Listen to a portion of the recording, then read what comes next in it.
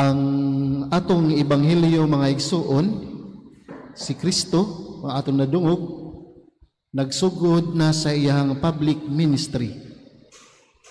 Isugda niya sa Nazareth, sa iyang lugar nga natawhan. However, rejection ang iyahang nadawat. Ang sunibalhin sa lugar, dinhi sa dili siyang natawhan, og didto nakita ni Kristo ang ngadto kanila ang ilahang pagtuo. Busa si Kristo giayo niya una ang ugangan ni Simon or ni Pedro. Kaduha, sa diha nakahibaw na ang mga tao nga naayo ni Kristo ang ugangan ni Pedro or ni Simon, iyahan ang ipang-ayo ang mga tao ngadto sa maong lugar sa ugangan ni Simon Pedro. Mga igsuon, kinahanglan para kita maayo, kinahanglan mag-una ang pagtuo, pagsalig sa Ginoo. Mao ni ang dakong rason ngano daghan ang wala magpabilin sa pagtuo, wala mulambo sa pagtuo, wala nakadawat og milagro kay sila kulang sa pagtuo, kulang sa pagsalig sa Dios. Kung moingon kitag pagtuo, mga igsuon, unsa may ipakita nga kita nagatuo ni Kristo. Unsa may ato nga pakita nga kita daid dakong pagtuo ug pagsalig ni Kristo. Unsay giingon ni Kristo sa atong ebanghelyo, mga igsuon, si Kristo iyang gibuhat ang pagsangyaw sa gingharian sa Dios. Kung kita nagsalig og nagtuo ni Kristo sa tibuok natong kasing-kasing, ato pong isangyaw si Kristo sa atong kinabuhi. Pagsangyaw nga dili ta magsigyaw-yaw diha sa dalan, kundili pagsangyaw sa ni Kristo ngadto sa ato ang tagsa-tagsa ka mga komunidad. Pagsangyaw sa ngalan ni Kristo diha sa atong tagsa ka mga pamilya. Na pinaagi ka nato ang kahayag ni Kristo mao'y makita sa uban. Na pinaagi ka nato si Kristo mahimong buhi dinhi sa kalibutan. That is the ministry na gihatag ni Kristo kanato nga maopoy atong sundon, mga igsuon.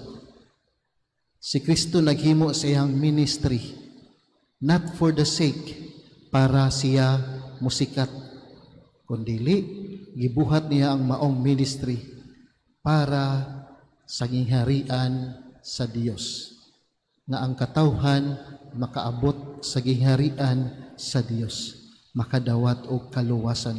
Ingon ana kadako ang paghigugma ni Kristo sa katawhan. Kita nga mga bagong mga disipulo ni Kristo,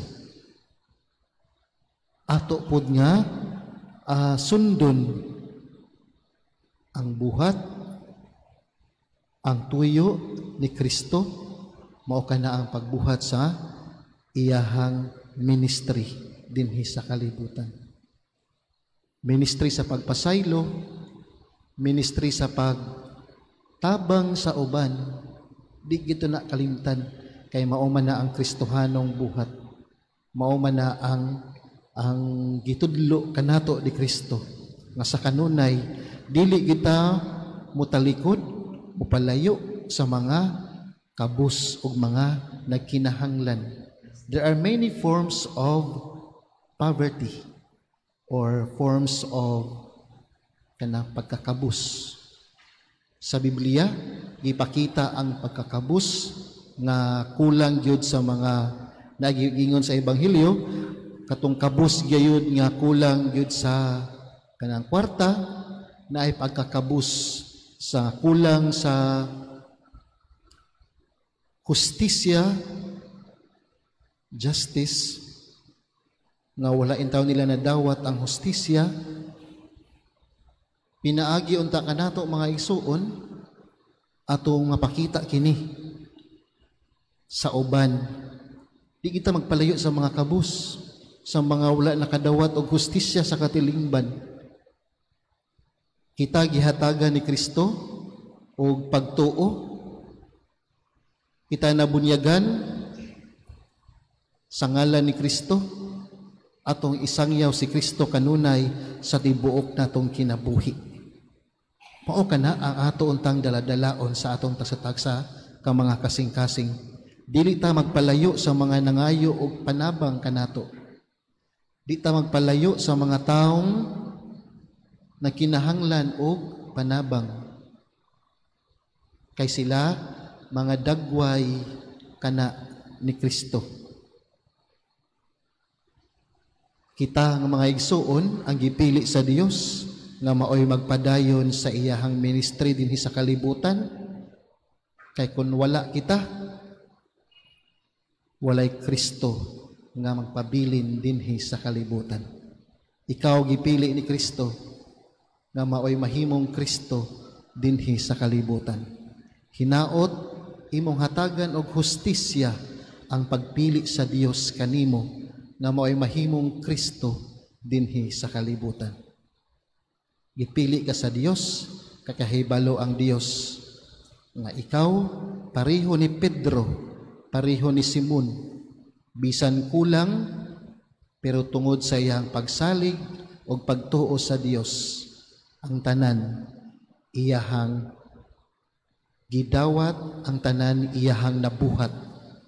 Dili lang buhat nga diha ra kutob sa gipangayo ni Kristo, kundili buhat nga mas iyaha pang gi-extend.